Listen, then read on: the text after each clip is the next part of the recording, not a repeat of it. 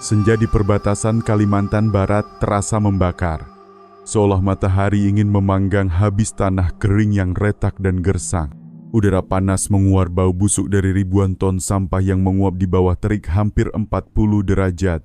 Tempat pembuangan akhir ini sudah lama menjadi tujuan akhir limbah dari berbagai kota kecil di perbatasan. Pemandangan tikus berlarian dan lalat beterbangan menutupi langit bukan hal aneh di sini. Namun hari itu, ketakutan menyusup ke setiap hembusan angin, menjadikan tempat ini seperti neraka di dunia. Suara raungan buldoser bergema keras, menyerupai jeritan binatang raksasa yang marah. Mata pisau baja berkilau dingin itu menancap dalam ketumpukan sampah yang telah membusuk. Orang yang mengemudikannya adalah Soha, seorang pekerja lokal yang sudah 15 tahun terbiasa dengan pekerjaan ini. Ia pernah menemukan bangkai hewan yang dibuang, pernah mencium bau kematian, tetapi belum pernah melihat tubuh manusia. Ketika ember logam buldoser menyapu gundukan karung hitam, satu karung besar dengan bentuk ganjil terlempar keluar, berguling-guling hingga tersangkut di bongkahan besi. Jahitannya terbelah, dan sesuatu di dalamnya terlepas sepotong tubuh manusia yang pucat. Dengan tangan kaku, seolah masih berusaha meraih sesuatu yang tak terlihat, Zoha berteriak. Suaranya parau dan mentah, begitu menusuk hingga para pekerja lain yang berdiri jauh pun merinding. Jeritan itu merobek udara, berpadu dengan dengung lalat yang berputar di atas kepala, menciptakan nada mual yang membuat perut bergejolak. Tapi mimpi buruk belum berhenti di situ. Ketika mereka mundur, beberapa karung lain ikut terseret oleh buldoser, berguling jatuh dari tumpukan sampah. Setiap karung menggembung aneh. Saat dibuka, bukan satu, bukan dua, tapi puluhan mayat manusia terungkap. Dada mereka terbuka lebar, perut kosong tanpa organ dalam, bekas sayatan halus dan bersih terlalu rapi untuk dilakukan oleh tangan amatir. Bau busuk kematian bercampur dengan aroma formalin murah, menempel pada setiap tarikan napas seperti ingin merayap masuk ke paru-paru. Seorang pekerja muda langsung jatuh berlutut dan muntah. Matanya membelalak ketakutan. Seorang nenek pemulung yang berada tak jauh dari situ bergumam di antara napas terputus-putus. Mereka bukan orang sini. Aku lihat di pakaian mereka ada tulisan asing di antara tumpukan pakaian kompang camping, sabuk kulit, dan sepatu kets putih yang berlumur lumpur.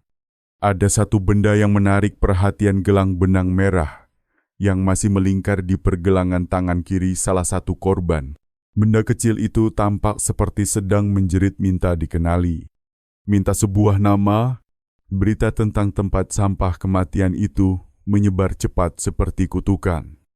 Dari panggilan telepon gemetar para pekerja ke kantor polisi setempat, hingga potongan gambar buram yang bocor ke media sosial dalam hitungan jam, seluruh Kalimantan Barat diguncang.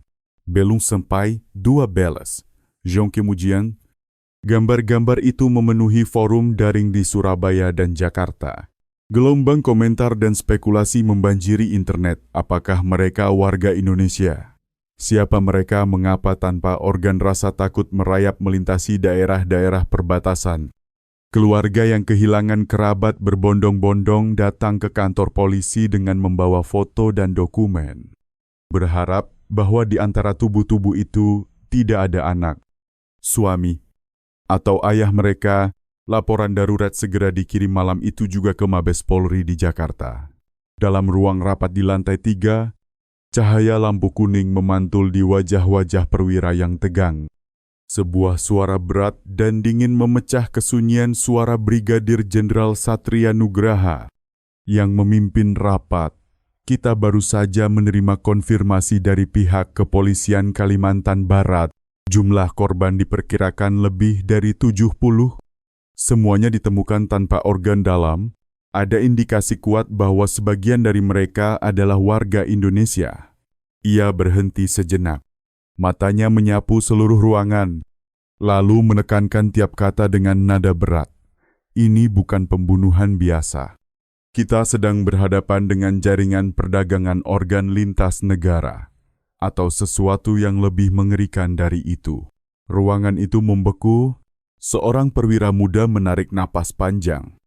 Mencoba menahan guncangan, tak satu pun di antara mereka asing dengan kisah perdagangan manusia.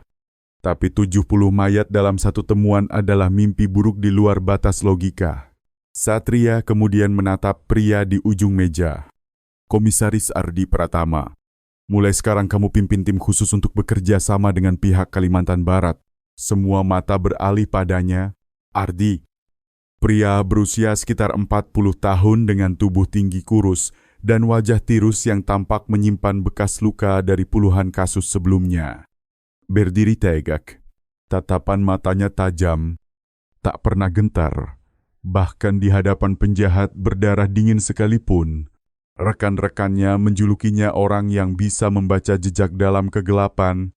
Dengan suara tenang namun tegas, ia berkata, "Saya perlu daftar lengkap warga Indonesia yang hilang dalam 18 bulan terakhir, terutama di wilayah perbatasan dan mereka yang pernah bekerja di luar negeri, dan saya ingin pihak lokal menjaga lokasi kejadian jangan sentuh satupun karung atau barang bukti." Di sampingnya, 3 anggota inti lain diperkenalkan Inspektur Rani Maheswari, penyidik perempuan ahli bahasa dan infiltrasi, Letnan Surya, forensik yang konon bisa berbicara dengan mayat, serta Letnan Dito, pakar teknologi dan komunikasi rahasia. Satria menutup rapat itu dengan kalimat berat. "Kalian harus ingat, ini bukan sekadar penyelidikan. Ini perlombaan dengan waktu. Setiap jam yang terlewat bisa berarti 1 nyawa lagi dibuang ke tempat sampah." Tak ada yang menjawab, hanya suara kursi bergeser pelan dan langkah-langkah cepat di koridor. Mengiringi tim khusus itu menuju pertempuran baru, tempat di mana bau kematian dan kegelapan sudah menunggu. Beberapa jam kemudian, tim Ardi mendarat di Kabupaten Sambas. Dekat perbatasan, sebuah kamar mayat darurat berdiri dari tenda biru dan rangka baja di samping kantor polisi lokal. Udara di sana dipenuhi aroma tajam formalin bercampur bau daging membusuk, membuat bahkan penyidik berpengalaman pun mengernyitkan hidung. Ardi mengenakan sarung tangan lateks putih, melangkah perlahan di antara deretan kantong jenazah yang diberi nomor. Di bawah cahaya lampu kuning kusam, puluhan tubuh disusun rapi 2 baris. Semua memiliki kesamaan rongga dada dan perut kosong. Ia berjongkok di depan satu mayat pria berusia sekitar 30 tahun. Di dadanya tergores garis panjang yang dijahit benang hitam tebal rapi. Tanpa setetes darah pun, ini jelas pekerjaan seseorang dengan pelatihan medis. Gumamnya pelan, tatapannya berhenti pada pergelangan tangan kiri korban, sebuah gelang benang merah yang warnanya telah pudar, tapi simpulnya masih utuh. Simpul rumit khas pasar tradisional di Jawa, dipercaya sebagai jimat penolak sial. Ia melepaskan gelang itu perlahan dan memasukkannya ke kantong bukti. Matanya suram, "Letnan Surya, periksa lagi semua barang pribadi korban." Perintahnya. Beberapa menit kemudian, Surya kembali membawa kantong plastik berisi pemantik gas berwarna perak, dengan logo sebuah kedai kopi di Tegal Sari, Surabaya. Bertuliskan, "Kita bertemu lagi. Kahdeksan Kementauhdeksan Jalan Nusantara, ruangan sunyi, Ardi menggenggam pemantik itu erat." Potongan-potongan teka-teki mulai bersatu, bukan hanya gelang merah, tapi kini ada bukti dengan alamat jelas di Indonesia. Kemungkinan besar para korban memang warga Indonesia. Ia menatap petugas dari pihak Kalimantan dengan nada tegas. "Ini bukan dugaan lagi. Kita menghadapi tragedi yang melibatkan warga negara kita sendiri. Saya minta operasi gabungan dimulai malam ini juga." Malam itu, di kantor polisi Sambas, 2 bendera Indonesia dan Malaysia berdiri berdampingan di ruang rapat darurat. Jalur komunikasi langsung dibuka antara Mabes Polri di Jakarta dan aparat setempat. Peta perbatasan dibentangkan di meja, titik-titik mencurigakan ditandai gudang tua, kasino ilegal, jalur truk yang lewat tengah malam, Ratusan data orang hilang 2 tahun terakhir, dibandingkan satu persatu. Setiap nama terasa seperti luka baru bagi para penyidik. Potongan kecil seperti gelang merah dan pemantik perak kini menjadi petunjuk tajam, mengarah pada satu kebenaran gelap di balik tempat sampah itu. Ada tangan kejahatan yang dingin dan terorganisir. Dan di suatu tempat, seseorang mungkin sedang tersenyum, yakin bahwa kegelapan masih melindunginya tanpa sadar. Perburuan baru saja dimulai. Dimas Rahman, tangan kanan yang kesetiaannya tak pernah goyah, adalah satu-satunya orang yang pernah menatap wajah asli sang induk Semang. Dimas dulunya berangkat dari latar seorang mantan perawat militer yang sudah purna tugas. Pada mulanya, ia hanya ikut terlibat dalam jalur perdagangan manusia. Tetapi kecakapan bedah serta pengetahuan medisnya membuatnya berubah menjadi motor andalan dalam operasi pengambilan organ dari tubuh yang masih bernyawa. Orang-orang berbisik bahwa ia mampu melakukan ekstraksi jantung dan hati dalam tempo kurang dari 10 menit, tanpa menyisakan bekas sayatan yang ceroboh. Keahlian seperti itu membuat rumah sakit bawah tanah di Hong Kong dan Thailand rela membayar puluhan ribu dolar untuk setiap penanganan. Kekaisaran gelap Pangeran Ketiga merentang dari kasino-kasino ilegal yang bersembunyi di Batam, gudang-gudang beku di kawasan pinggiran, hingga pos-pos transit yang berdekatan dengan garis batas negara.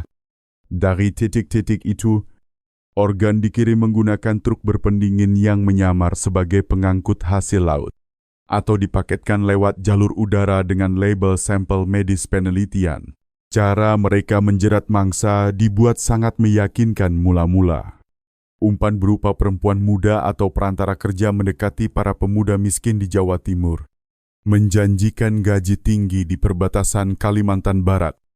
Korban kemudian diselundupkan melewati batas secara resmi dengan dokumen palsu, atau disuruhkan lewat jalur sungai dan rimba. Begitu menapak di lokasi konsolidasi, dokumen dirampas. Mereka dikurung di deretan gudang yang rapat dan sejak itu lenyap dari dunia luar. Bagi mereka yang tidak bisa dijual ke kasino atau proyek kasar, Pangeran Ketiga memberi komando untuk menghabisi stok yang dalam kamus mereka. Berarti mengubah manusia menjadi sumber organ. Dimas Rahman bersama tim dokter bayangan lalu memilih mangsa berdasarkan golongan darah dan kondisi kesehatan. Kemudian melakukan operasi dalam ruang bedah darurat yang dipasang di dalam kontainer pendingin. Jaringan itu berjalan seperti mesin yang sempurna dari perburuan. Penahanan, pembedahan, penjeriman, sampai pencucian uang yang mengalir dicuci lewat rangkaian perusahaan cangkang di Singapura dan Dubai.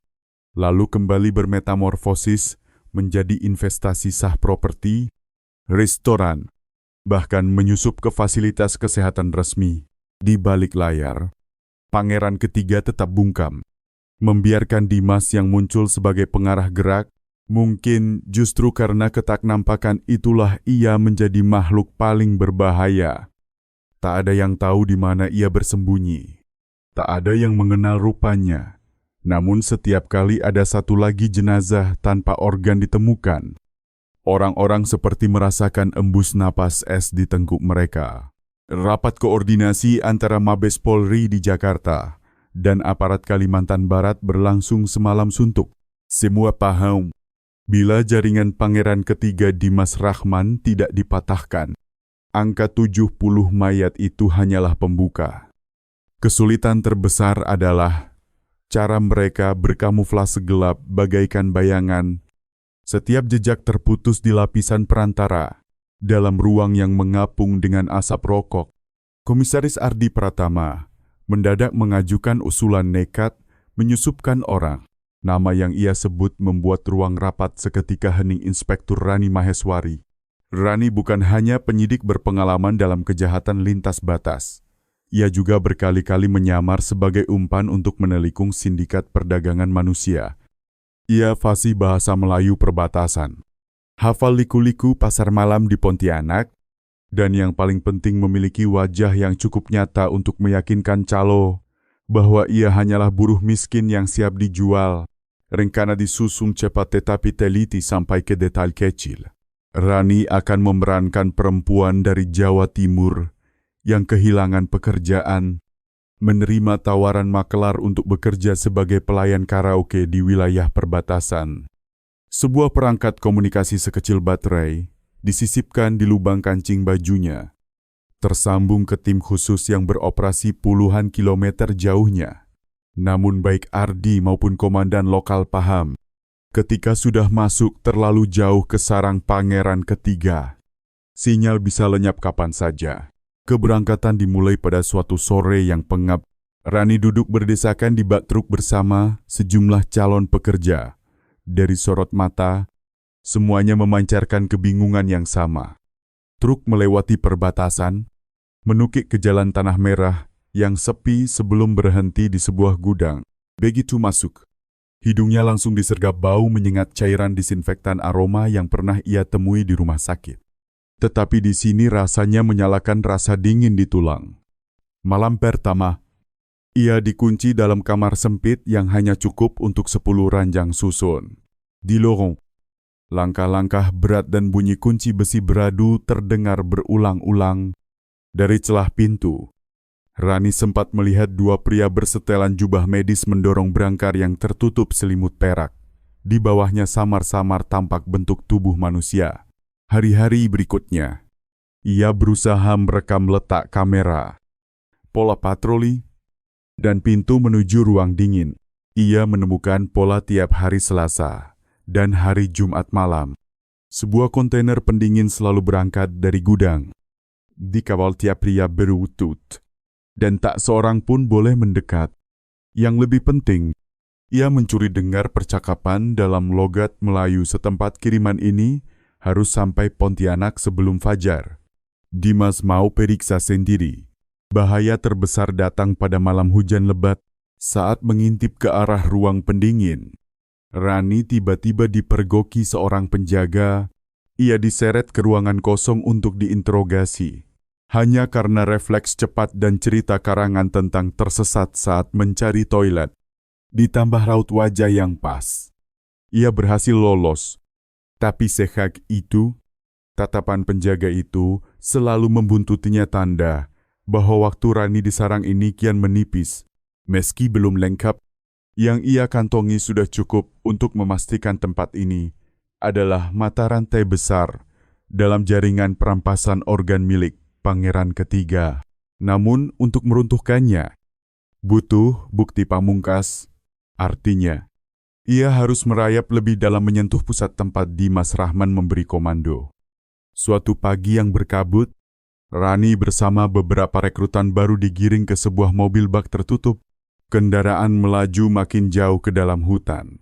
Roda menggilas daun lapuk dan lumpur, menyisakan jejak basah di belakang. Kian lama, dunia di luar terasa menjauh. Hening yang pekat menggantikan kebisingan. Hanya sesekali disayat suara burung asing atau denging serangga. Akhirnya, tampak sebuah bangunan 2 lantai bercat putih berdiri di tengah belantara. Sepintas, siapapun akan menyangka itu puskesmas terpencil. Plang bertuliskan bahasa lokal terpasang di gerbang pusat layanan kesehatan masyarakat. Tetapi Rani tahu, isi di dalamnya adalah dunia lain. Begitu melangkah, bau disinfektan yang menyengat langsung menyerbu, berbaur dengan anyir darah dan daging segar. Lampu neon yang dingin memantul di koridor-koridor panjang yang terlalu bersih sampai terasa tanpa jiwa, yang menangkap bunyi logam saling beradu. Roda berangkar berdecit di lantai keramik, dan dengung mesin-mesin medis dari balik pintu yang tertutup rapat. Dalam satu kesempatan langka, ketika ia ditugasi membersihkan kamar kosong, Rani menemukan sebuah buku catatan tebal di bawah ranjang pasien. Sampulnya bernoda merah yang telah mengering, lembar demi lembar. Ia membaca koretan rapat dalam bahasa lokal, dan huruf Tionghoa daftar pasien lengkap dengan golongan darah, usia, dan kondisi. Di tepinya ada kode aneh kombinasi huruf dan angka yang secara naluriah ia tafsir sebagai kode organ KL2, LR1, dan sejenisnya. Halaman terakhir membuat nyalinya membeku. Tercantum 12 nama dengan catatan sudah diproses. Tanggalnya cocok dengan malam-malam. Ketika kontainer berangkat, di sudut bawah, ada tulisan terburu-buru dalam bahasa Indonesia.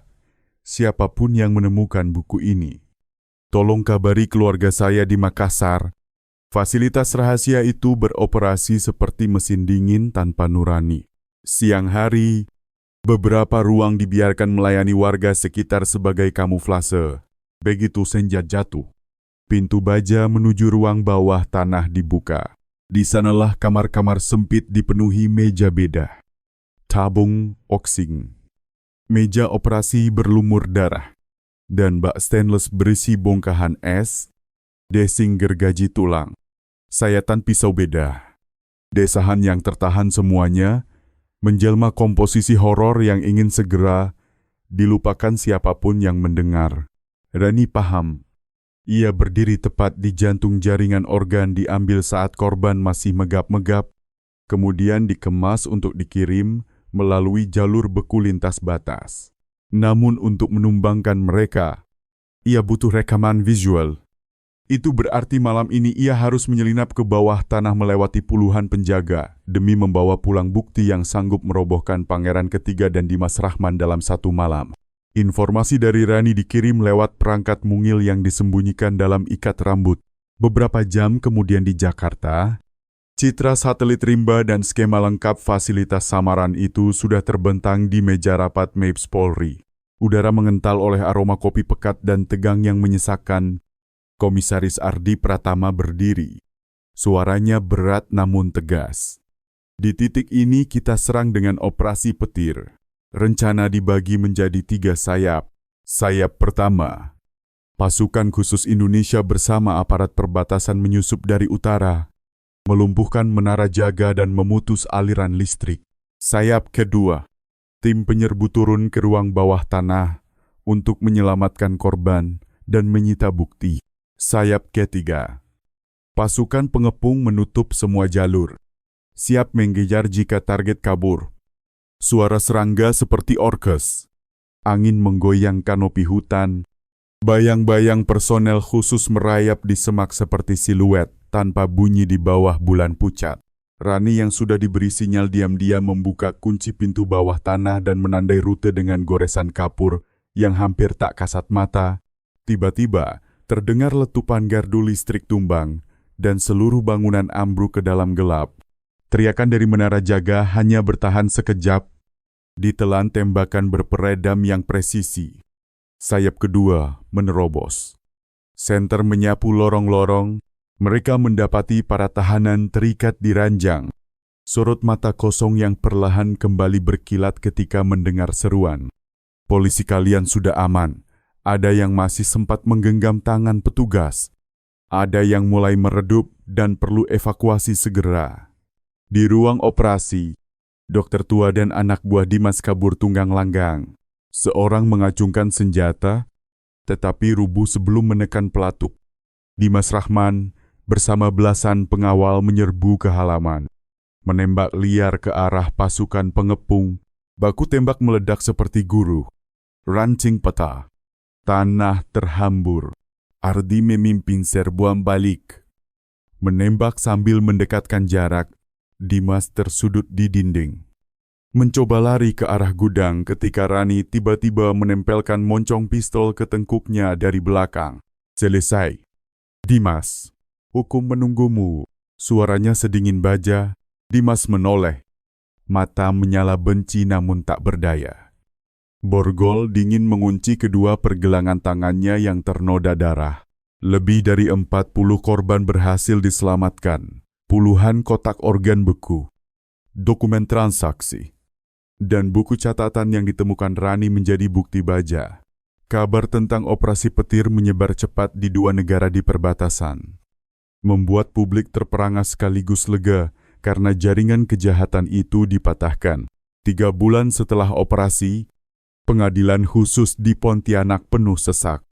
Cahaya kamera, bunyi yepretan, dan bisik para jurnalis dari berbagai kota dan kantor berita internasional menebalkan suasana yang syarat penantian. Di kursi terdakwa, Dimas Rahman tetap tampak dingin. Namun wajahnya yang tirus dan sorot mata kosong mengkhianati malam-malam tanpa tidur di sel. Para terdakwa lain dari dokter tua, pengawal, sampai maklar menuntut menghindari tatap publik. Jaksa menghadirkan deret bukti foto-foto lokasi, hasil forensik, catatan transaksi organ, serta kesaksian para korban yang diselamatkan. Setiap ketukan palu meretakan diam Dimas. Ketika buku catatan bernoda darah milik Rani diangkat di hadapan majelis, banyak orang bergidik. Halaman demi halaman memuat nama, asal daerah, dan waktu operasi sebuah dakwaan yang ditulis dengan tinta kegelapan. Setelah hari-hari perdebatan, majelis menjatuhkan vonis Dimas Rahman dihukum mati. Sementara pangeran ketiga masih buron dan telah diterbitkan red notice internasional. Para kaki tangan lainnya menerima hukuman mulai dari 15 tahun penjara hingga seumur hidup. Ketukan palu terakhir menutup persidangan, tetapi gaungnya tidak padam. Kabar ini mengguncang kawasan. Di Indonesia, rangkaian kampanye pencegahan perdagangan organ digeber. Aparat memperketat pengawasan di pintu keluar masuk, terutama bagi buruh miskin dan kelompok rentan yang mudah diperdaya. Nama Komisaris Ardi Pratama, Inspektur Rani Maheswari, dan tim khusus menjadi lambang keberanian. Banyak media menyebut mereka sebagai orang-orang yang memasuki neraka demi menarik yang lain kembali ke cahaya. Dalam konferensi pers terakhir, Ardi berbicara pelan namun berbobot, kami menjalankan tugas, tetapi setiap warga juga harus mengambil perannya. Waspada, lindungi diri, dan laporkan segera jika melihat tanda-tanda ganjil. Kejahatan tumbuh subur ketika kita memilih diam. Ucapannya membelah ketidakpedulian seperti sebilah pisau. Nisan-nisan tanpa nama yang semula tertanam di perbatasan Kalimantan kini telah dipindahkan ke tanah asal masing-masing. Pada batu-batu itu hanya terukir kalimat pendek, beristirahatlah dengan tenang. Namun bagi para penyidik, kenangan tentang 70 tubuh tanpa organ tetap menghantui mimpi. Peristiwa itu bukan sekadar satu perkara yang telah usai, melainkan pengingat bahwa di balik permukaan yang tentram, kegelapan senantiasa mengintai.